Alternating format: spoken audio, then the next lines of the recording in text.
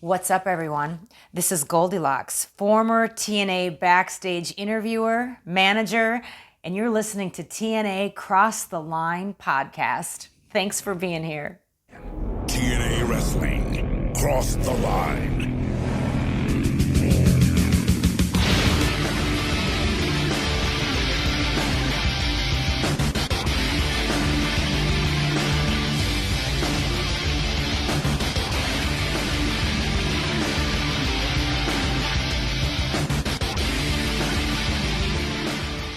And we're back with episode 167 of the TNA Cross the Line podcast. I am Bob Colling Jr. and with me as always is Dallas Gridley in Dallas. It's the go home show before lockdown 2005. And guess what? We actually know the probably main event for tonight's Impact because AJ Styles and Jeff Hardy are teaming up to take on Raven and Abyss. Incredible. A match 2 weeks in the making, and finally we get it. A match 2 weeks in the making, and then there's a pay-per-view that's about 3.5 years in the making because Dallas cannot wait to watch a Lockdown 2005. Lockdown 2005 is one of the absolute best, especially when you watch it with no context, because then it's just a fun show. Right, no context is probably big, yeah. Which is how I've watched most of the TNA pay-per-views in my time. I have not seen most impacts leading up to them. At least, until a certain point.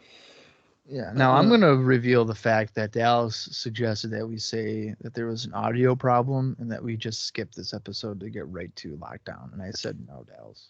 I can't believe you threw him under the bus like this. We once watched the 1 year anniversary show twice. Yeah, we did do that. And that was like... That sucked. That's such a bummer. Because the show was like fine, but the fact that we had to do it and be like, okay, he's jumping off the cage again. It's like, oh god. Last week's episode was not bad lead up, and to the point where I'm a little worried that today's might almost end up being kind of a letdown because I thought it was kind of a perfect go home show last week. But you never know what's going to happen. It's Impact. It's in the Impact Zone at Universal Studios in Orlando, Stage 21. Anything is possible. Well, speaking of last week's episode, the one thing that I wish they kind of did different was when Nash broke free, that they fade to black before we saw them run away. I bet you that was a missed time. You think so? So it's either a missed time or someone was supposed to be there and they weren't, and then he just kind of broke 3 to nothing. So yeah, I think there's some kind of prediction. I agree with that though. It's just like when he was opening the door, like what's he gonna do? Yeah. So if he broke free and then they cut away, that would have been pretty good actually. And although I say that's a mess up, but this is taped, so like literally they could have just fixed it. So I don't know actually. It's a tape show that they also still aired. Oh, hey, it's Daniels and Skipper at the pay-per-view. But by the way, we're going to find out hasn't happened yet. Mm-hmm. So. Of course. Yeah. So I guess we can do a quick rundown of last week's episode before we dive into some big holy shit moments, Bob. Some big stuff news-wise on today's episode. I'm very excited about it. And we will get to that here soon.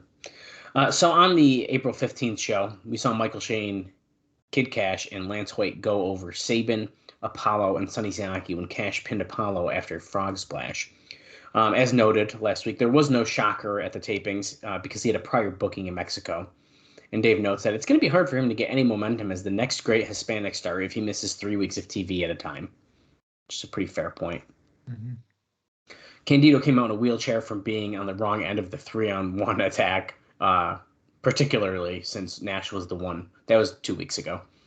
And then lawyer Dagger, it's Daggett, of course, Tim Welch, who we knew the name of and couldn't remember why until he showed up on our screen, left us a very nice review.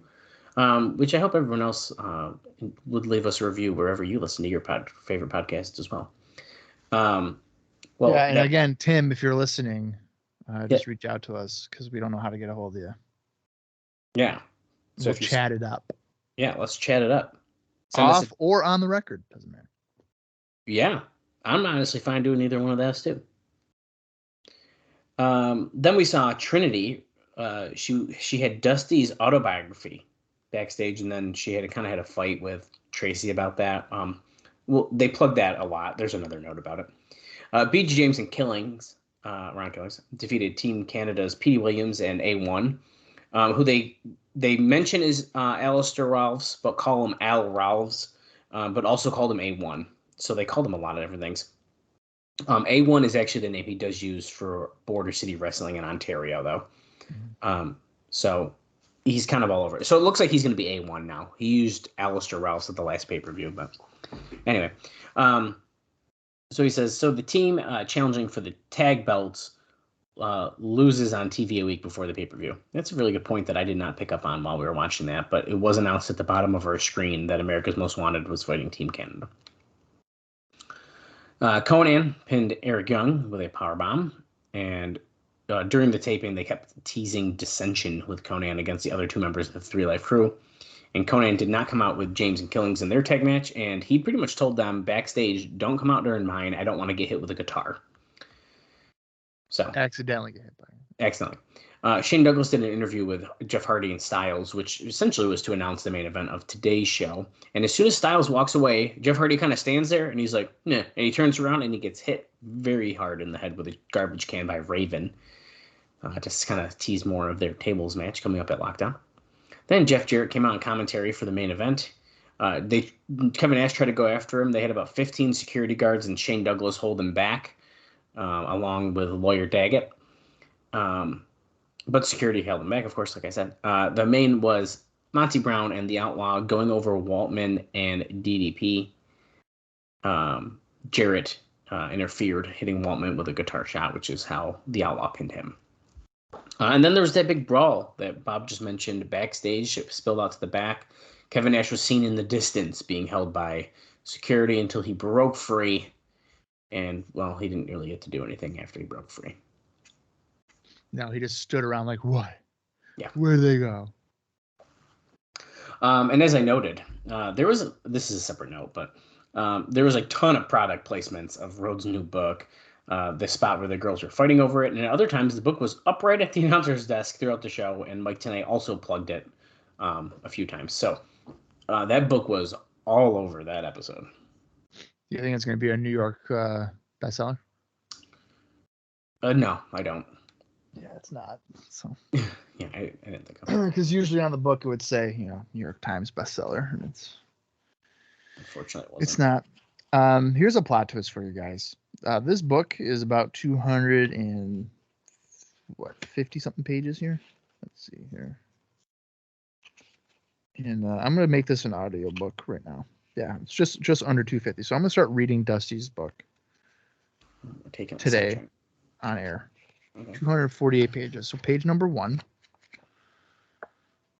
You're really going to let me do this? You're not going to cut me off and be like... No, we should probably get going because we got something really big here to start us off. Okay, well, here we go. Dusty, Reflections of Wrestling's American Dream. Okay, so I want to talk about...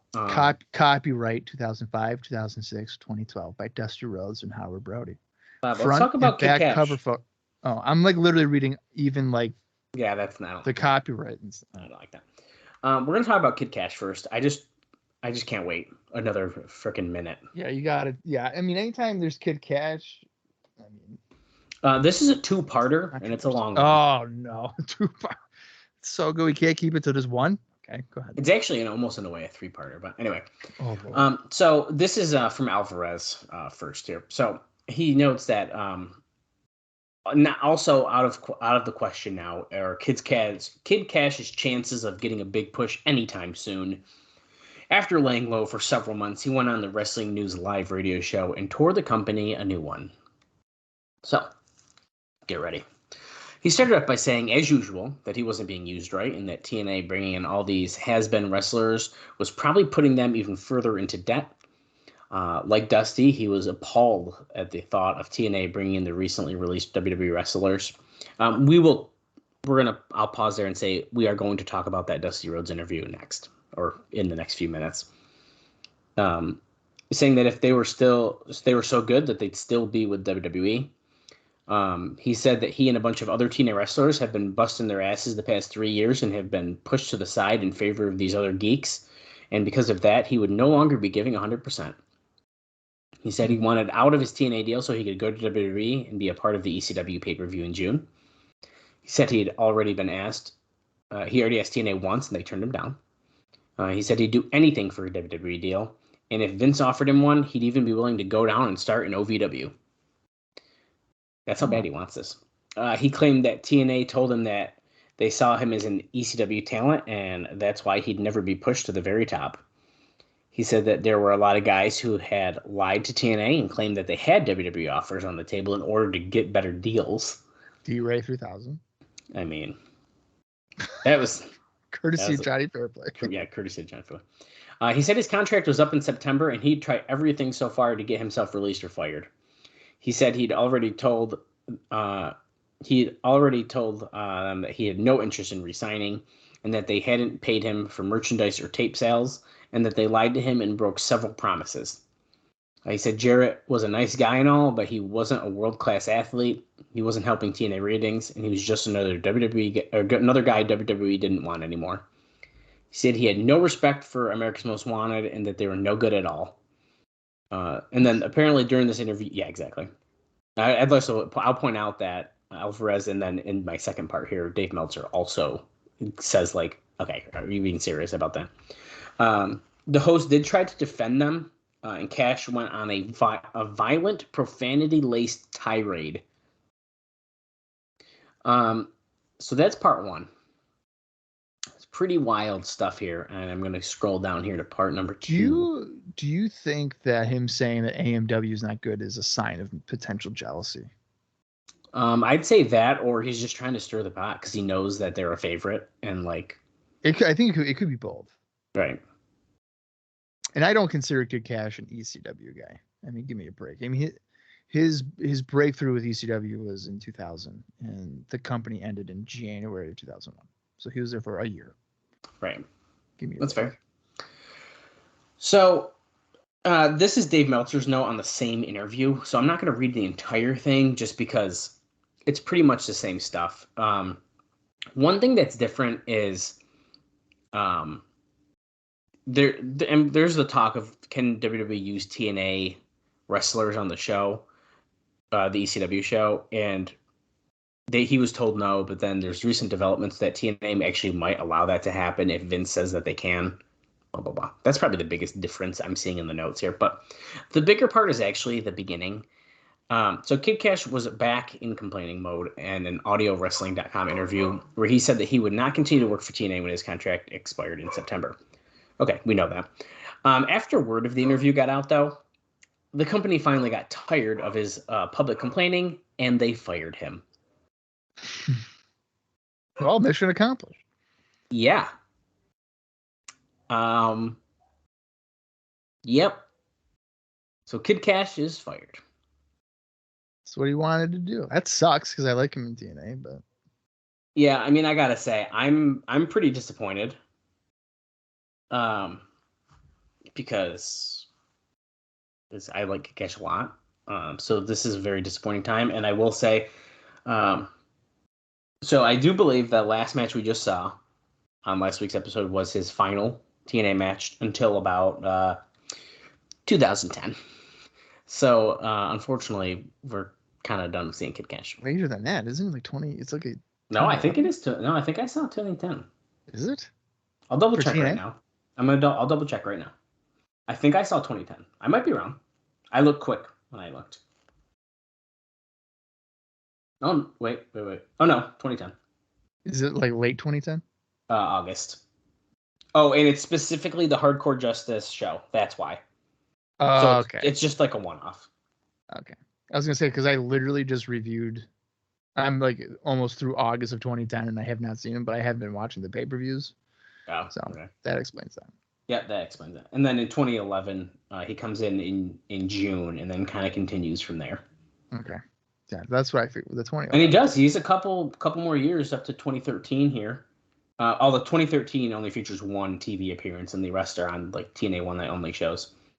Right. And then he actually came back in 2020 as well for a one night only, and then also a show on an episode of Impact, which he lost to Moose in 1 minute. Right.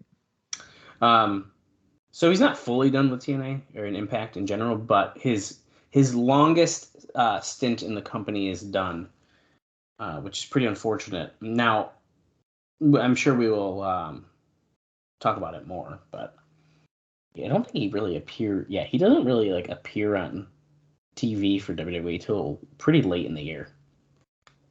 Probably not until his contract would have actually expired. I mean, it pretty much is. So let me read this other note, and then we can kind of go back to that quick, because this is like the part 3. I'm saying we got the biggest part out of the way, but it's noted here that C.W. Anderson is confirmed for the ECW pay-per-view, and with Kid Cash's release, it's a given that he'll be on the show. Of all guys under TNA contract, the only 2 they actually had any interest in to wrestle on the pay-per-view were Cash and Jerry Lynn.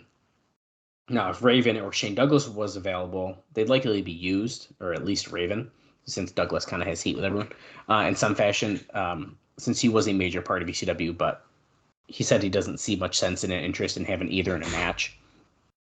I don't think that they would have ever brought Shane Douglas in. No. I think if Raven wasn't under contract, he probably would have been a part of it. I don't see why he wouldn't. Doesn't Cash appear at One Night Stand? So I vaguely feel like I remember him doing like a springboard somersault thing to the floor. He does not wrestle. Right, but I'm saying I think he does like a dive or something, doesn't he? I'm gonna check. That's a good point. Dude, I haven't seen it in so long. I haven't watched it, and I should watch that more, but I have not. ECW.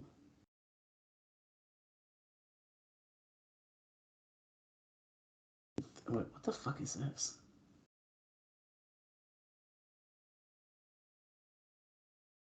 I don't know. I'm not finding it very easily. I don't feel like you're wrong, but I guess I just don't remember it. Let's see here.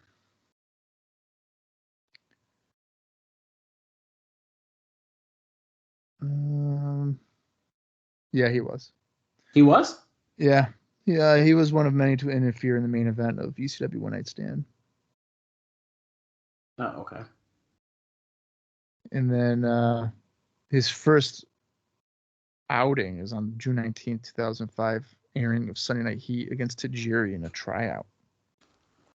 Right. That's an interesting in Binghamton, dude. Not far. Oh, wow. Yes. There you But yeah, I mean, his main TV, he doesn't get on until it's a Battle Royal on the Eddie Guerrero tribute show on SmackDown, November 13th. What? Yeah, because he's got Velocity appearances, but that's his first like main show appearance. Oh, wow. And it's in like a Cruiserweight Battle Royal. Wow. That surprises me. Yeah, that's pretty crazy. And then after that, December 13th, it's literally another month before he's back on like a TV show at all, because there's a Dark Velocity match, and then he's like house shows. Right. And then that's it. Then that's all his appearances in 2005. That's so crazy to me. And then in 2006, he's more active, it looks like, at least a little bit. Although it doesn't look like there's a ton of things here, which is crazy because I totally remember him. This was like I said, 2005, 2006, some good shit. He defends the Cruiserweight title against Juventud on January 3rd, 2006. And then March 20th, 2006 is a Money in the Bank Battle Royal. But where does he lose the title? Oh wait, I missed that one. The Royal Rumble. Rumble. That's not a TV show though, but okay, so he loses the title there. Then he's 1, 2, 3, 4, 5, 6, 7, 8. Okay, 9, 10, 11. Yeah, but to count 11 SmackDowns, like that's not that much. No. And then that's kind of it. Yeah, it's a relatively short run. His last match in WWE is September 26, 2006. Idol Stevens and Casey James defeat the Pitbulls, which is Kid Cash and Jamie Noble. Yeah, I'm just surprised. But then he just has a pretty big indie run, which I don't really even recognize many of these names. So yeah, anyways, the short version is I'm sad to see him go from TNA. He's been one of my favorite parts, especially watching this more. I've become a bigger fan of him. I mean, I liked him anyways, but I think he was a standout heel definitely during the Asylum for sure. oh yeah, yeah. I mean, and some of his matches with AJ are, I think, some of the best that we've seen potentially in the X division. Amazing Red too. Amazing Red, dude, so many good stuff. But Yeah. unfortunately, all good things must come to an end, and Kid Cash's run here in TNA has officially come to an end. I guess since we're kind of talking about ECW, I got another note very briefly I can mention about that, and then we can get into the Dusty Rhodes interview, and among other things before we get into the show. So Paul Heyman has written a proposed ECW script. Apparently, he's written potentially more than one for the June 12th pay-per-view at the Hammerstein Ballroom in New York. And we obviously keep talking about this, and it's kind of what we just mentioned to a degree here. But at this point, no final decision has been made regarding trying to work a deal to get TNA contracted talent, like Shane Douglas, Raven, Jerry Lynn, and as of this is before the firing thing, so it says Kid Cash, most notably, as well as possibly like Chris Candido. Heyman wants as many authentic people as possible, and nobody is said to be disagreeing with that on a basic principle. Now, Laurinaitis is still negative on using talent under contract to TNA, and others are leaning along those lines.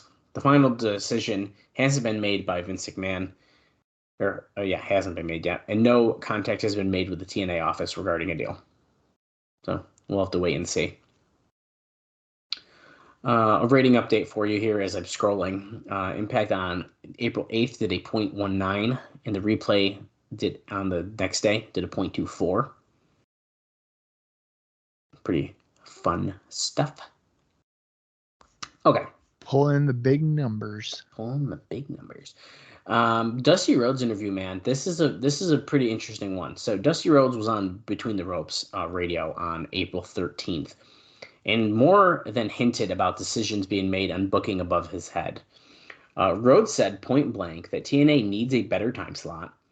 He said he was against the 8 cages on Lockdown's April 24th show, and said that Dixie Carter and Jerry Jarrett were the ones who made that decision.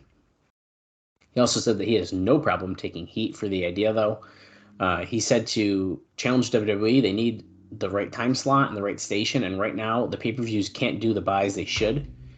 He believes TNA is mainly watched by the internet crowd. He also says when asked about moving to another network, Rhodes said that it has to happen for the company to exist. He said the owners have to put a lot of money into the company for 3 years, or they have put a lot of money, but it can't go on without a new network in the near future. He said when they have a better exposure, they will have its own identity. He said the people to build around are Kevin Nash, DDP, AJ Styles, Christopher Daniels, who he called a Rick Rude level heel. He also notes AMW, Dustin Rhodes, Bobby Roode, Michael Shane, and Chris Sabin. When asked about recent releases from WWE, and the only ones really worth noting are Rhino and Matt Hardy, he was far more negative than you'd think. He said that if they brought those guys in, the younger guys in the company would get mad, and if they were so good, then why would WWE release them? He said they have 7 segments per week on Impact, and if they brought in those wrestlers, it would be the younger guys who would lose their TV time and be moved down slots.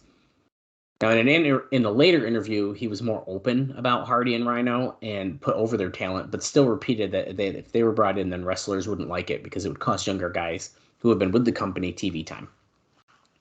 And then even though Kevin Nash has ripped him recently, which we've discussed, he was still putting Nash over. He put over Jeff, which you kind of have to do. He said the NWA title needs to be established, so why would you change champions now? He acted as though all the heat in the building and the negative reaction to Jeff as champion was good heat because people wanted to see him get beat. He says, but the decision regarding the title is not his. And if it was up to him, then he'd change the talent, but not the talent on top. The belief is that Rhodes' change of tune over a matter of days was because he found out that Jeff Jarrett was strong on bringing Hardy in as soon as possible to reunite the Hardy Boys. So pretty crazy. And now there's actually there's kind of a part 2 about this.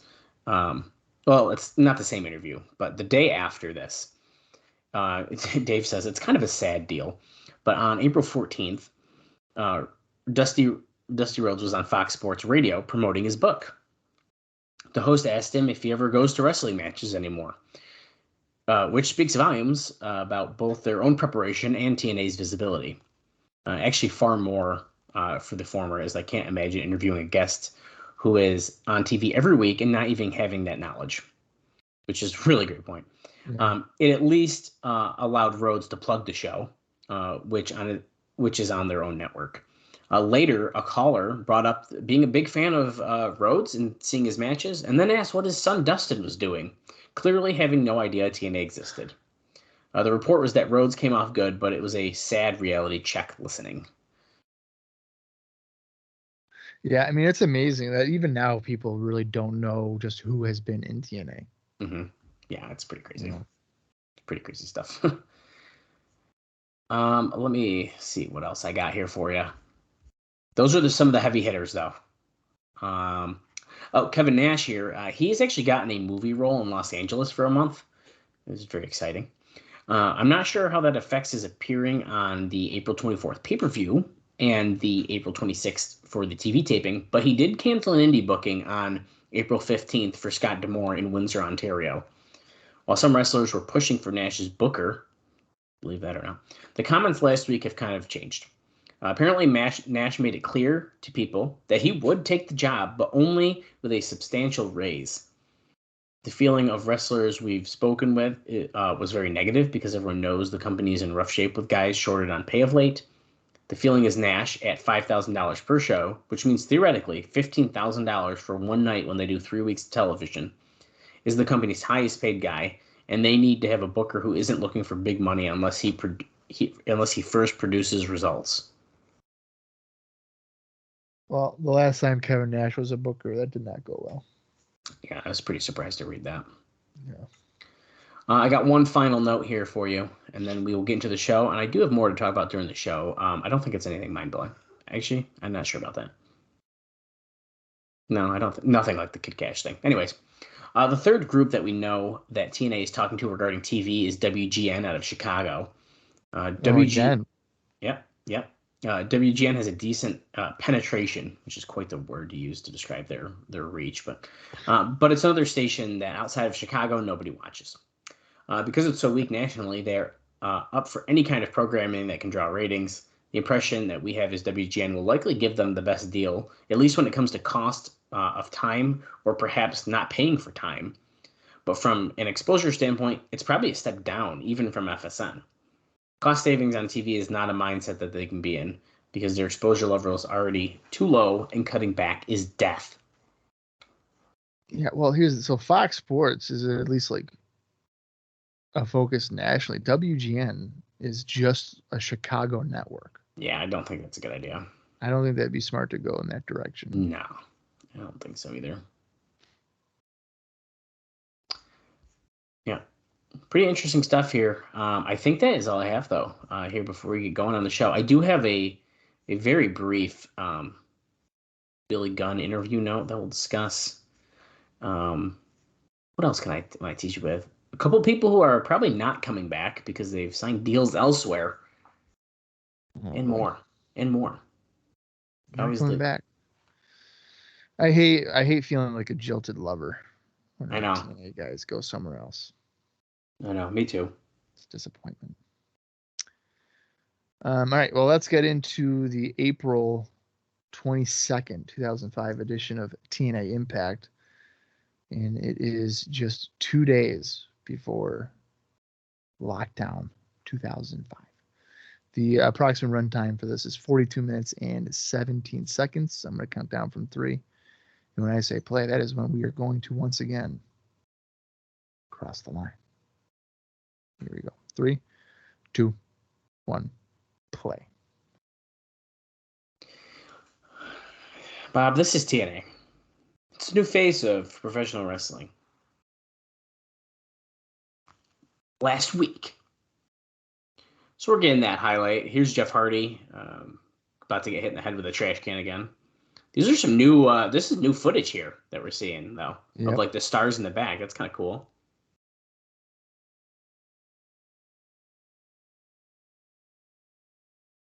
Trash can shot to the face. Jeff, are you awake? Jeff. Ooh, that's right. Big main event here tonight. Preparing for lockdown.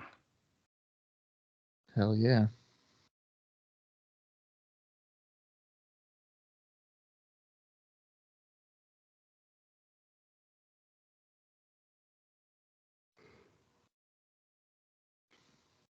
This opener sucks. Oh, God, it's so freaking bad.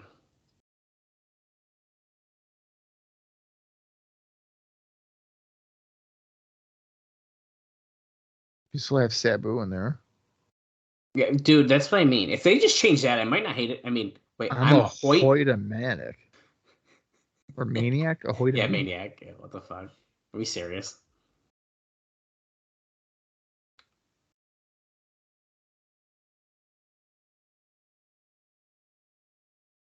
It's funny because you can still, like, you see the same people in the crowd for 3 weeks. Like that guy with the Ryan Newman shirt. I've seen 3 episodes in a row. And always from ringside. Is that David Young's music? Yep, looks like it is. Look at this fucking group right now. It is David Young, Buck Quartermain, and Lex Lovett. I can't believe how much of regulars Lex Lovett and Buck Quartermain have been. Yeah. You know, at some point you would expect them to like maybe win a match to like bring some doubt at some point, but I don't think that's going to happen because they're fighting 3 Live Crew. All 3 of them must be on better terms this week. Yeah. Still getting rowdy. You know, better call somebody. I have a funny note about Conan that I don't know if I was going to share, but since he's coming out, I might as well. Let me pull it up here. I went too far. Conan did an interview. This is after the match. It must have been from a match in Mexico, and was asked a bunch of things about why he's not a big star in the U.S. And they asked him about his TNA gangsta outfits that he doesn't wear in Mexico. He said he went to the U.S. wearing what he wore in Mexico, and people just didn't care. He came over wearing what he would wear in Mexico? His OG outfits. So like early WCW Conan. Oh yeah, dude, nobody cared about that. Yeah, that's why he switched to the gangsta attire. Yeah. He also does note that his hip is so bad that he's going to need a hip replacement. And he can do a lot on it right now if he takes cortisone shots before matches. That fucking sucks. He doesn't get a hip replacement for a while, doesn't he? I don't think so. He's got to take a cortisone shot in order to have a functioning hip. That sucks. All right, well, Conan and Lovett Kicking us off here. The 6-man tag. A lot of people are bald in this match. Yeah. Kind of bouncing off the Mexico thing, just since it's transferred to my face. The Shocker whole situation where he was booked in Mexico. Already. Well, he missed the taping that we're watching still because on April 5th because CMLL had him booked on a house show where he got like $100. Oh my god. Just did he take his shoe off again? Did he? Yeah, he did. Yeah, it's definitely a sock. Fuck yeah, dude. I love when he takes his shoe off. Killing's now match. Scoops all arm drag now. Here comes boom. Hip thrust and power slam. Running power slam on Young. BG James getting involved. For some reason, he went over to punch Lovett. Killing's to the top rope, and he leg drops David Young right on the groin.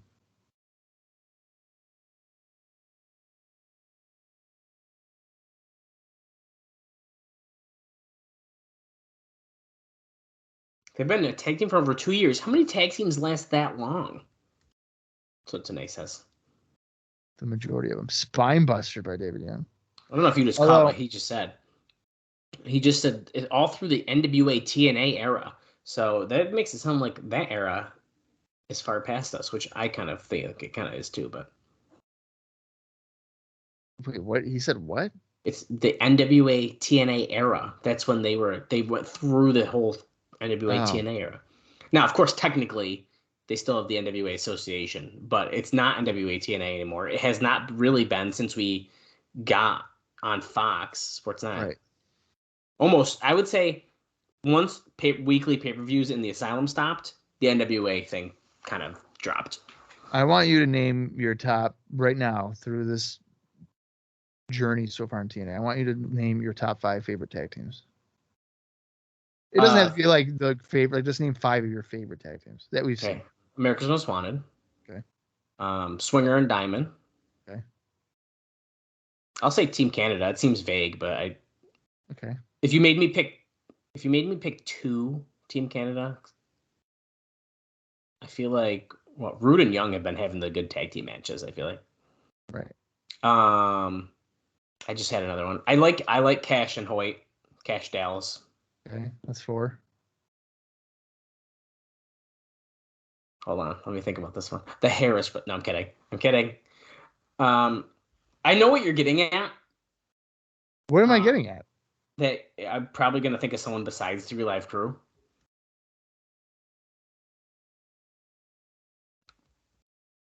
What's another? You're missing at least 3 teams that I could say fit. Really? Yeah. Oh, Rainbow Express. That is 5, but that's not who I was talking about. Okay. What about what are you gonna say it or what? You go. Give me what you're thinking of. Okay, the New Church. Oh fuck. The Naturals. Oh damn it! Damn it! Wait, no, I like them better. And then, Damn it. the greatest 5-week tag team ever of D'Lo Brown and AJ Styles. Now I thought about that one, but I was. And Triple X, dude. Oh my god! No, that's so embarrassing. I'm deleting this whole section. It's gonna be silence for 3 minutes. As BG James takes down Lovett. I really like Hoyt and Cash. Fucking over Daniels and No, I would take out. So I said the Rainbow Express is a joke at the end. That's a joke, obviously. Yeah. But I couldn't think of another one. But who did I say?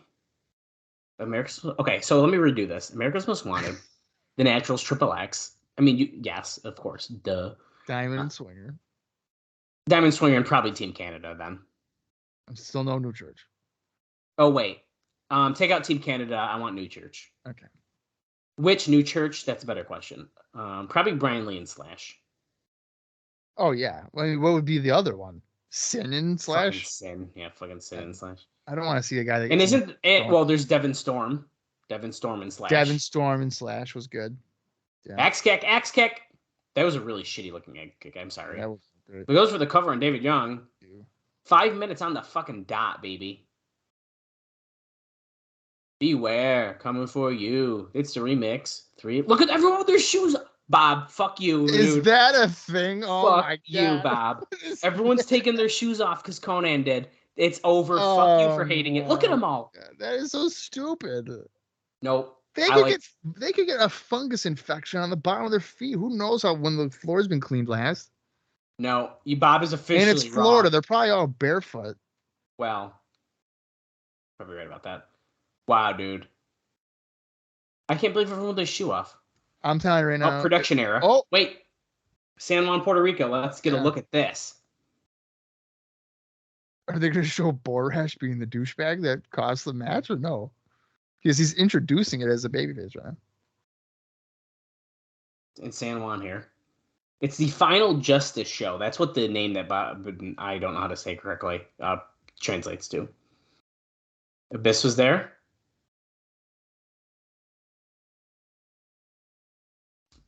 Oh, wow. Team Canada fought AMW for the titles here as well. Look how far away the ring is from. That's why I hate baseball stadium shows. Yeah. I'll add that there was 8,900 fans at this show, and they drew $110,000 of the gate. That's a good number. Oh, see, they don't show Borash screwing. No, of course not. Which is funny.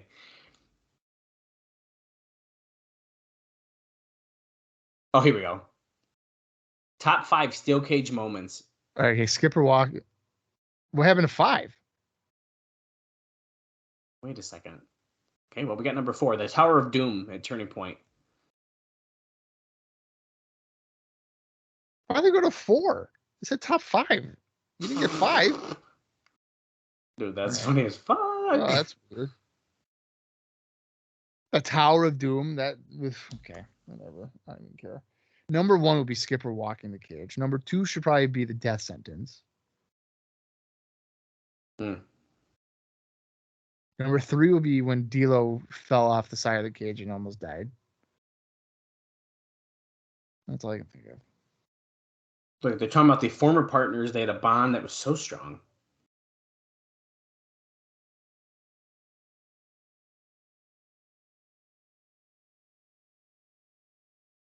They had to walk out I through a thought steel cage. they had to win like by pin.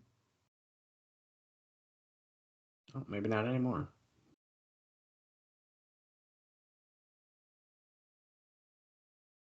Oh, a video package to detail the history of the fallen angel.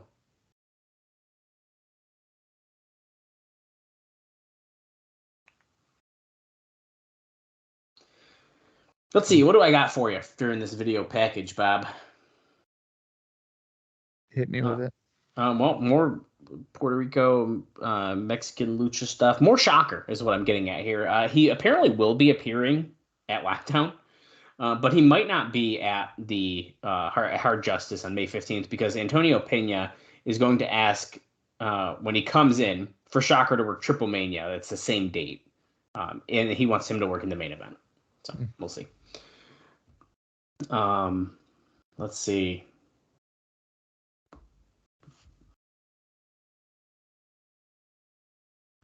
I guess I can tell you about someone who's not coming back. Roddy Piper, while promoting the TV show Celebrity Wrestling on ITV in the UK, said that he had signed a 5-year WWE contract, which officially means that he's done with TNA. So, unfortunately, the championship committee is going to need a new member. Originally, he did tell Jeff Jarrett he was only going to do Mania, and then he'd be back after that, but that's clearly not the case. Well, this weird primetime Elix Skipper thing. Oh, here we go. Look at them walking the cage from this angle. Fucking wild.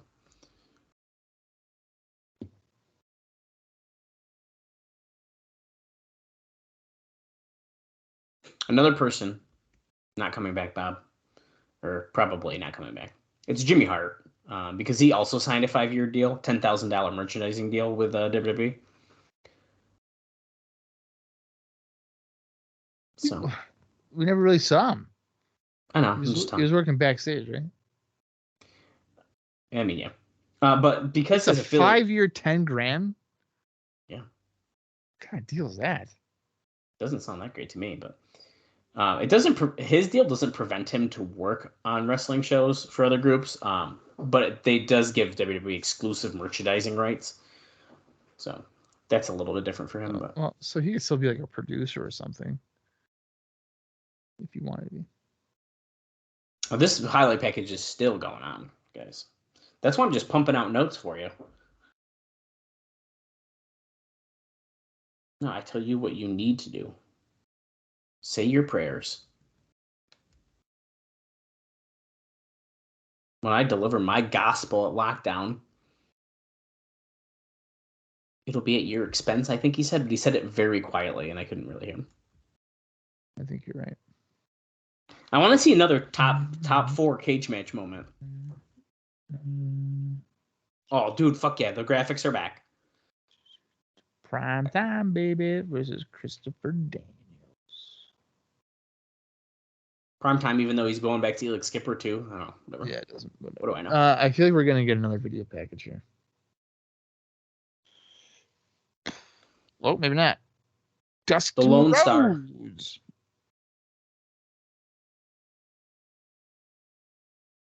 The Prince of Darkness death match this Sunday. Look at how they're zooming out because something's going to someone's happen. walking over. Oh, I fuck. knew. Oh, wow. Bobby Roode with a chair shot to the head. Oh, the chair shot. You didn't even tell us what the death match was. Yeah, they haven't explained that at all yet, I don't think.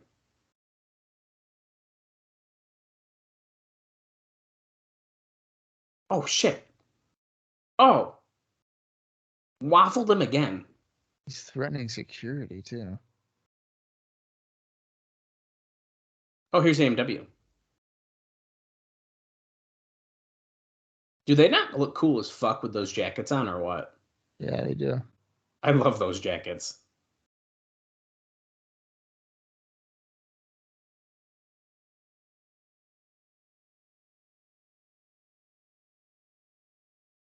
Yeah, that was a pretty brutal one. Dustin Rhodes. Oh, I like how the cameraman knew that Bobby Roode was coming up, but nobody else did. Yeah, I know. He backed up like 10 seconds before it even was happening. Is he even going to be able to...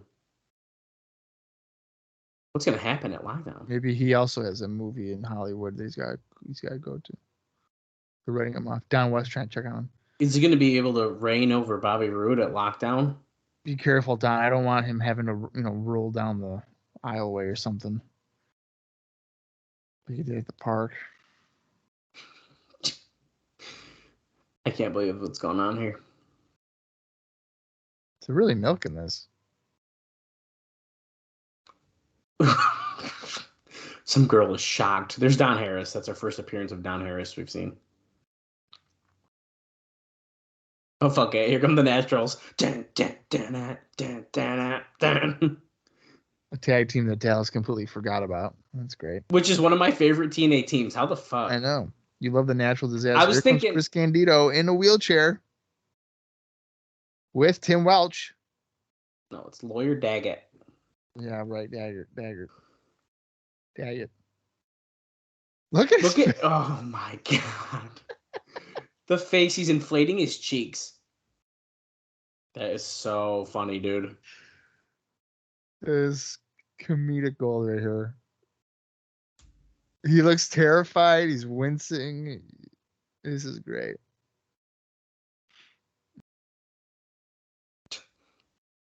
We don't know if we could get him to the hospital fast enough. He was shaking. He couldn't stand.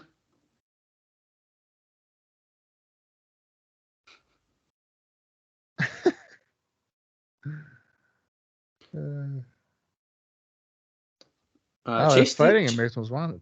Oh, wow. Chase Stevens' hair, by the way, is like almost fully brown. He's like stopped bleaching it looks like, at this point.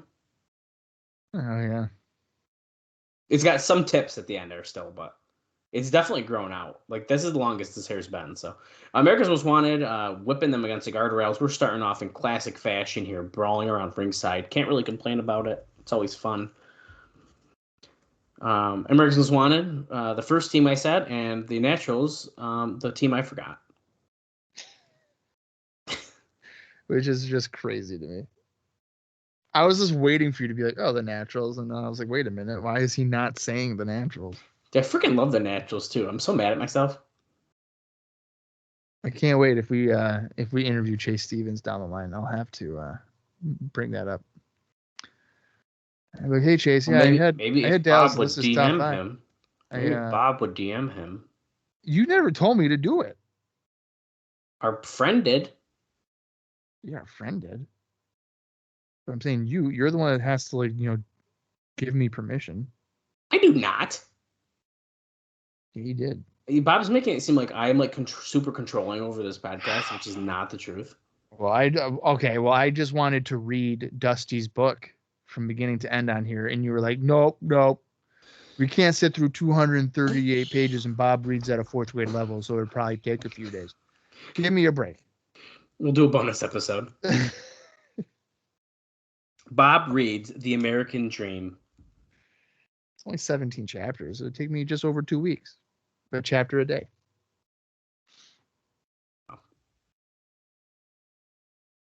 You're a wild James man, Storm, Bob. you can't punch a guy in a wheelchair. Okay, that's common knowledge here.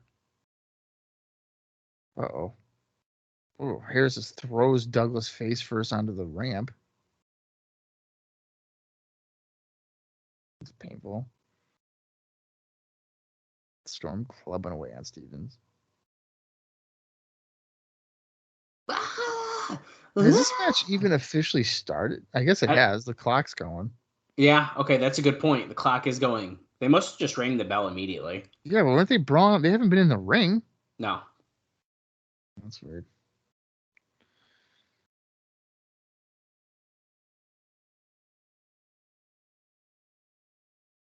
Douglas begging off, please no. And then he just kicks him right in the nuts. That's great. No more, please. Please don't hurt me no more. Rolls him back into the ring. James Storm doing the same to Stevens. That should be disqualification. Taking a quick commercial break as AMW finally has 2-on-1 control over Andy Douglas. And we come back to Chris Candido still in the wheelchair. And look, the sides have switched here. Chase Stevens choking James Storm.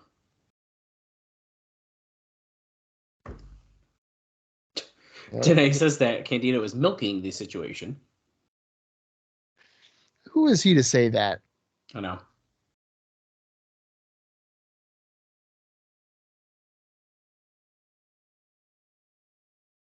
Douglas now in the match. He's got a abdominal stretch on the canvas here. History in the making. This Sunday night, and yes, you can listen to the. It's not Sunday for us, but in just 2 days, Lockdown covering April 24th on Monday. If you're listening to this on Saturday. Yeah, you're the one that publishes them. Hip toss by Storm. Snap power slam, catching Douglas in midair. In case you are watching along with us, we are 22 minutes and 28 seconds into the show. Yeah, we're flying by, baby. Our go-home show before our big main event match. What else is going to happen? Is Kevin Nash going to get held back by 20 security guards again? Look at that. Spinning Andy Douglas around with a nice left-hand punch. Irish whip. Andy Douglas counters. He comes back, and okay, that almost broke his neck. But Harris gave him a neck breaker, and he whips him. Oh, he gets kicked in the head. And he tags in Chase Stevens, who then goes right after Chris Harris, but Chris Harris throws him off the top, and he hits Andy Douglas off the apron. And Irish whip. He counters. Comes back. Ducks the clothesline, though. Huge leaping left lariat. Douglas does a somersault sell there after jumping off the top rope. He gets punched in the midsection. Harris has Stevens over the shoulder. Another power slam. 1, 2. Douglas casually shoves him. That breaks the count. And now all 4 men are in there. James Storm hammering away on Douglas. Clotheslines him to the floor. Jawbreaker by Stevens. This has got to set up for the death sentence. Oh, no. Sudden death.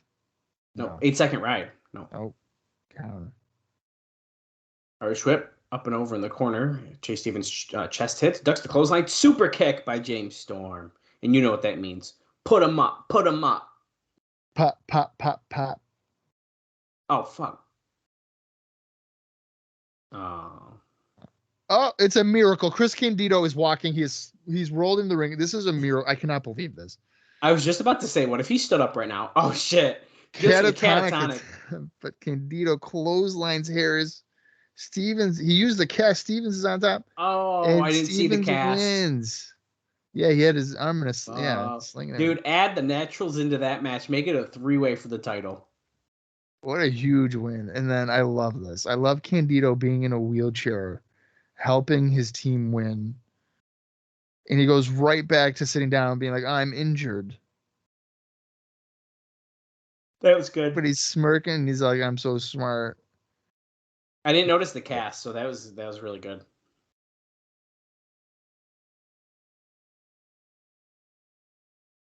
These people sitting next to him are not amused. No, they're not. But I think that was fucking great. Yeah, I like that. That was really good. See, we're back from commercial here. We're going to see more of our cage moments. We've seen one. Yeah, I know.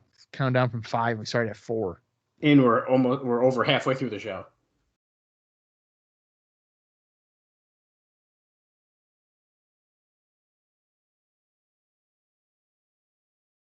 Every single match, Bob. Yeah, what is that? What's the Prince of Darkness? Yeah. Styles and Abyss.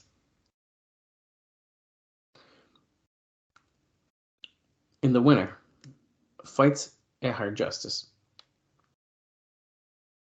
Oh, let's check out this main event headline matchup. Oh, the Lethal Lockdown. Okay, so they just said Lethal Lockdown's the main event. Yeah. I got 2 more notes for you, Bob, so I'll say it during this highlight package. The Outlaw, Billy Gunn, he was on Get in the Ring radio, and apparently he was very upset about some stuff, but really, we only have a brief note that relates to us about this. He suggested that he didn't care about the name change because all the fans came to see him and not his name. I said he was shocked when WWE released him because he'd always been under the impression that after he'd be done, he was going to be an agent. Huh. But he kind of talks shit, but he won't say about who. He just says the 3-letter guy.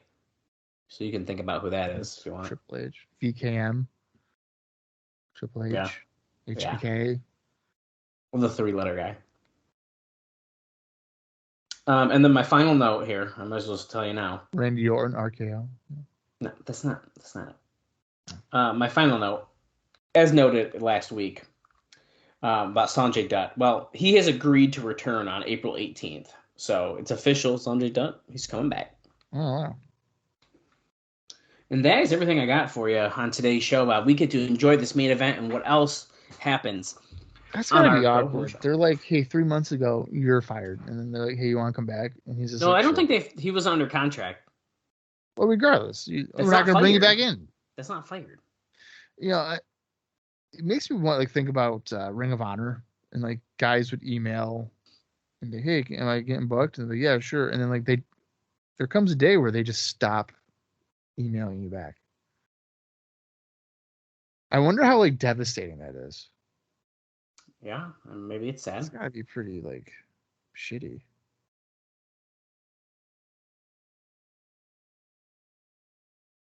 Lethal Lockdown. There's the picture right there.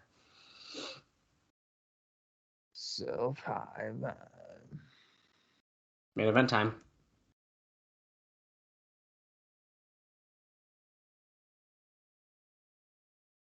We've been waiting 2 weeks for this. Dun, dun, dun, dun. Dun, dun, dun, dun, dun, dun, dun, dun. Here comes the Monster Abyss, his tag team partner. Blah.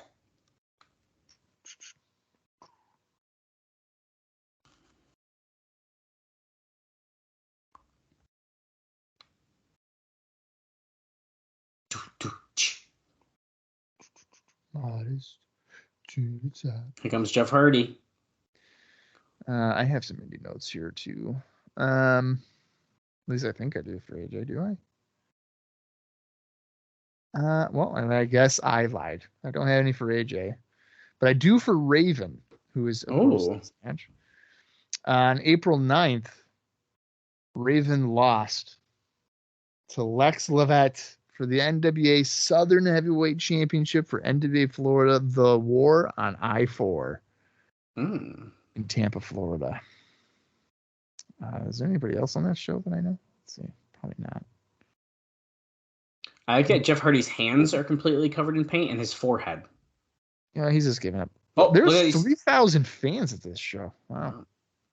He just threw the V1 sign up. I mean, he usually does, but it means a little bit more since Matt Hardy's fired, you know? Yeah. Also on that show, Mikey Batts defeated Roderick Strong for the What the to fuck? retain the NWA Florida X Division Championship. There's probably 3,000 fans of the show because the main event featured Jerry Lawler taking on a guy named Bruce Steele. But we know Bruce Steele. Yeah, I know. That's why I said for a guy known as Bruce Steele. 3,000 fans. That's a big number for a house indie show. I doubt that Jeff Hardy has any, because the guy doesn't like to take bookings. Oh. Jeez Louise, when is this guy? The bell has rung 30-minute time limit. I think it was a title match. No. Abyss has a few here. This is on the 22nd. So he was obviously, as we noted before, he was in that Puerto Rico trip. And on April 14th, he fought Jean-Pierre Lafitte to a double countout on night 1 of that finale. I mentioned the 6-man tag where he teamed with Miguel Perez and Abad, losing to Team Canada and Jean-Pierre Lafitte in night 2. And then night 3, Abyss teamed with Invader number 1 to lose to Mr. Big and Sabio Vega on April 16th. And the last one saw Abyss retain the NWA Iowa Heavyweight Championship when he defeated Larry Sweeney at the NWA No Limits Wrestling / IWA Mid-South 1-year anniversary weekend night 1 in Burlington, Iowa. And that is your indie notes for the day. Wow.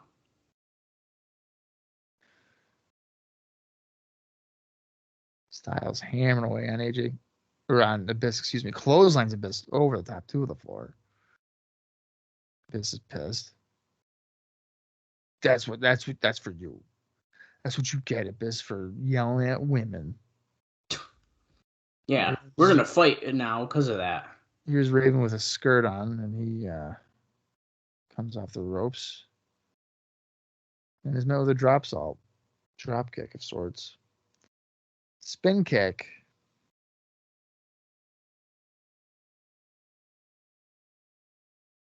Styles laying in those forearms on Raven.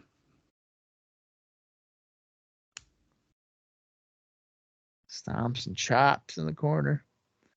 Another forearm. Abyss, AJ Styles, April 24th. We get a little reminder.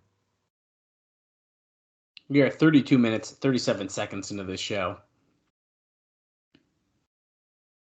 Irish whip into the corner. Hurt his back a little bit. He's down on his knees. Free preview show, Bob. 7:30 Eastern. Oh, look at that. Slingshot leg drop by Styles onto Raven over the middle rope. He landed on the apron. Styles? Springboard? No. Oh. This stopped AJ there, sweeping his legs, and then he falls to the floor. And then Jeff tried to get in, so the ref got distracted. So now Abyss is taking control here. Whips Styles against the ring steps. Wow.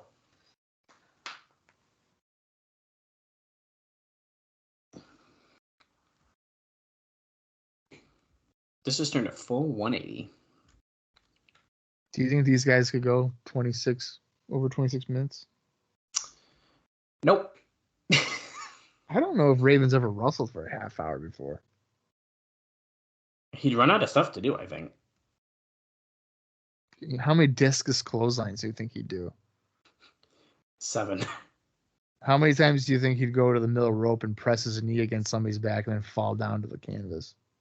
He'll do that less, but he'd do a lot of drop toe holds. Drop toe, yeah, for sure. How many arm taunts do you think he'd do? At least 4 of those.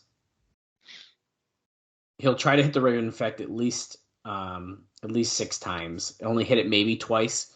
One will be someone will break up the pin, and the other one could potentially be the finish. If not, then they just kick out. Big clothesline off the rope by Raven, knocking Styles down. 1, 2, no. Andrew Thomas cannot count to 3. That's a no for me, dog. Inside cradle, shocker. 1, 2, no. Kick out. Another clothesline by Raven. And Abyss returns to the contest.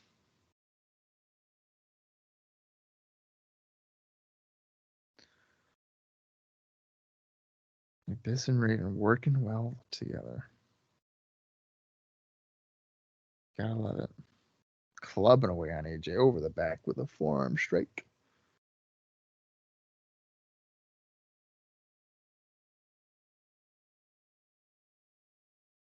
We're going to take a commercial break quick. Say, Bob, so we're 25. We're about to be on the dot when we go to commercial. Yep, 25:01. 25:01. Come back 22:22. So, just about, 2.5 minutes?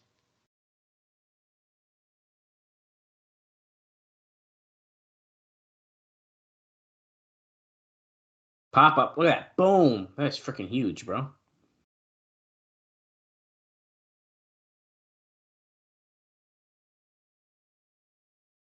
He's 6'8". He threw him way overhead, though. So that dude went up and down pretty good. Oh, Raven doing a little face wash. AJ Styles in the corner. Knocks Jeff Hardy off the apron.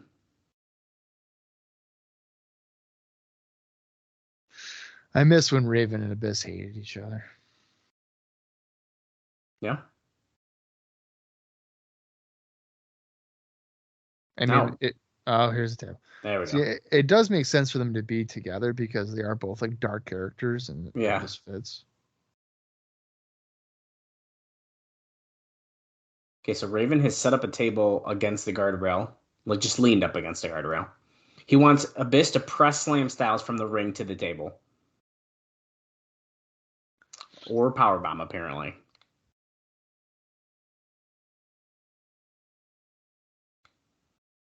Oh, fuck, dude. No way. No Could you way. imagine? There's no way. This would have been in the highlight reels if you did it. Oh, it was almost like a razor's edge, but AJ slipped out. Kicks him on the side of the head. Raven. Don't worry, Raven gets the tag back, but so does Jeff Hardy. Oh, wait, he's not there. Insecurity to Raven. Come on, Jeff. Get on the apron.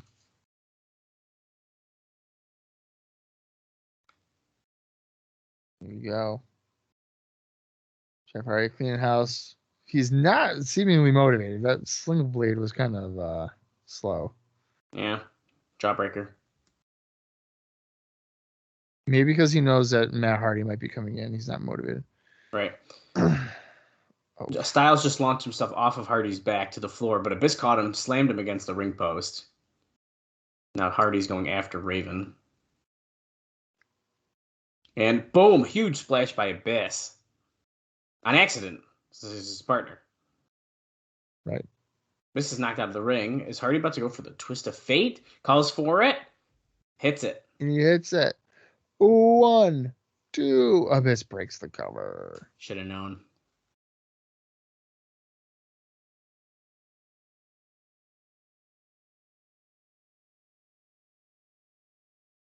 Hardy with a kick. Uh-oh. Black hole slam. No way. He ain't gonna pin him. Oh, AJ with a springboard splash to the back of Abyss to break up the cover.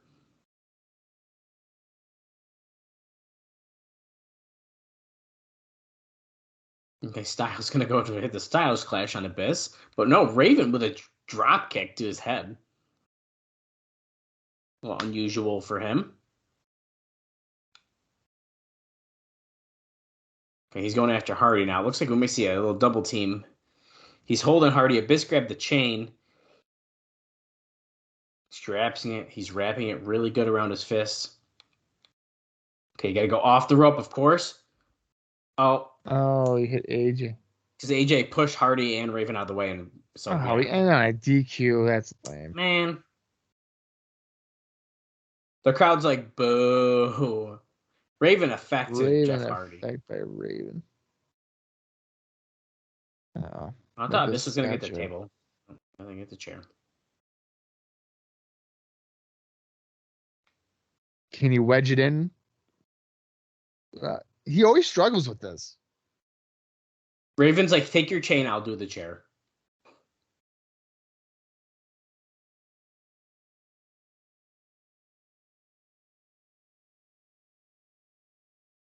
Uh-oh. What is it that's going to do with the chain? Styles is in the same corner as the chair. That might not be smart. Oh, he just whipped him over the chest with the chain. My God. Oh. Okay. Hardy got thrown out of the ring through the table. So that's Raven. Dude, Raven just won. The Abyss has the upper hand. He's tied the chain around Styles' throat.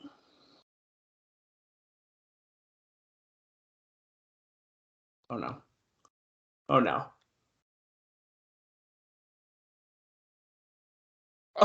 Oh, he pulled him into the steel chair. We'll probably see that spot again at the pay-per-view. I don't know, dude. Gonna have a cage. Yeah, you can just pull him into the cage, into the chair. Security's too busy holding back Kevin Nash to stop this brutal beatdown on Hardy and Styles right now. Yeah.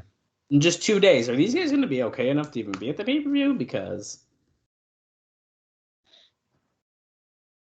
the security guy is trying really hard to get him out of the ring, but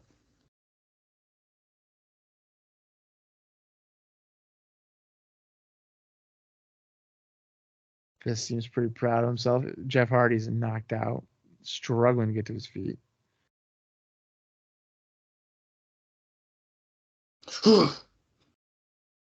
AJ's probably still knocked out too, right? yeah, dude, they're done. Oh, they're going to stretch her for AJ. Oh, but he doesn't really want it.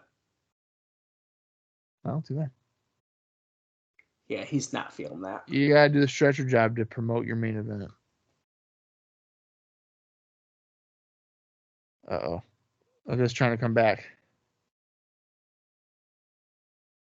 Oh, shit. Oh, shit. He's getting through. He's getting through. Barely even choking him. AJ's fighting back with some forearms. Oh, it's choking Abyss. They're choking each other. And that's how we go off the air. All right. Well, Dallas, how did you feel about that one?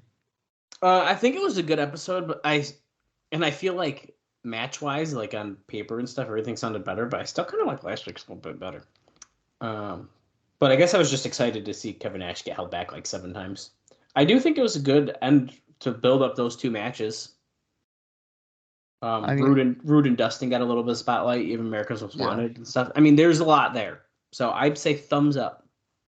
Yeah, I thought it was fine. I think I enjoyed last week's better. No, I think I did too. It just felt like it flew by.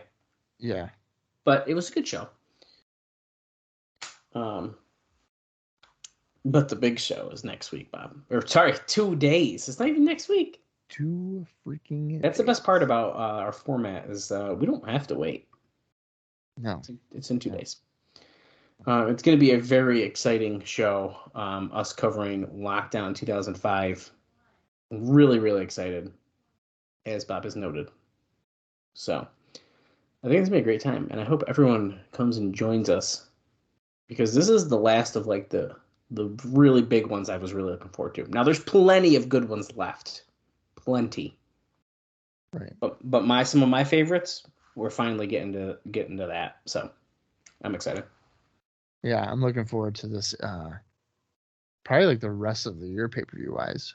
I mean, yeah. I mean, it's such a good year, and then next year there's some really great stuff coming too. So yeah. I mean, there's a pay-per-view later this year that is a 5-star match. I mean, so we got stuff coming up. Yeah. No, absolutely. All right. Well, our next episode is Lockdown 2005, April 24th, where there are going to be 1, 2, 3, 4, 5, 6, 7. That's right. 8 steel cage matches. 6 sides of steel. 8 of them. 8 of them. So if you like cage matches, the next week's show is going to be for you. Yeah. So let's close out this week and get ready for some lockdown. So until then, for Dallas Gridley, I am Bob Colling Jr., and this has been the TNA Cross the Line podcast.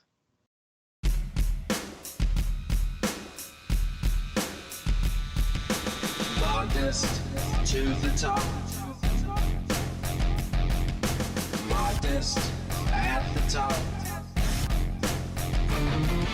Straight to the top and then keep heading up. Stars shine, but why we should give a fuck about what is real and how real is still the only way to feel the pain that sometimes feels in a way that survives the struggles we face in this life. There's a lot time can't erase. Showcase the skills you were given at birth. Live your life for what it's worth. Show off the style you perfect in life. Show off the way to make it right. Make it to the top of Mount Probation. Roll it until you feel there's nothing more for you to do or say. None of you better get in my way. Coming down. If you do, you'll be back on level ground. On this to the top. Features that keep your head up high. I am a star that shines for why we should give a pump about life and the way we live both day and night. We are the world's humorous sails. Let's keep it laughing to save ourselves in a way that can read our planet's face. In this life there's a lot time can't erase. Showcase the skills you were given at birth. Live your life and for what it's worth. Show off the style you perfect in life. Show off the way to make it right. Make it to the top of Mount Probation. Roll it until you feel there's nothing more for you to do or say. None of you better get in my way. Coming down. If you do, you'll be back on level. Modest to the top. Modest at the top. Still modest past the top. If you're tired or thirsty at the top, sleep and drink fast to receive the pop in a way that stands out for the crowd. In this game there's a lot they won't allow. In a way that survives the struggles we face in this life, there's a lot time can't erase. Showcase the skills you were given at birth. Live your life and for what it's worth. Show off the style you perfect in life. Show off the way to make it right. Make it to the top of Mount Probation. Roll in until you feel there's nothing more for you to do or say. None of you better get in my way. Coming down. If you do, you'll be back on level ground.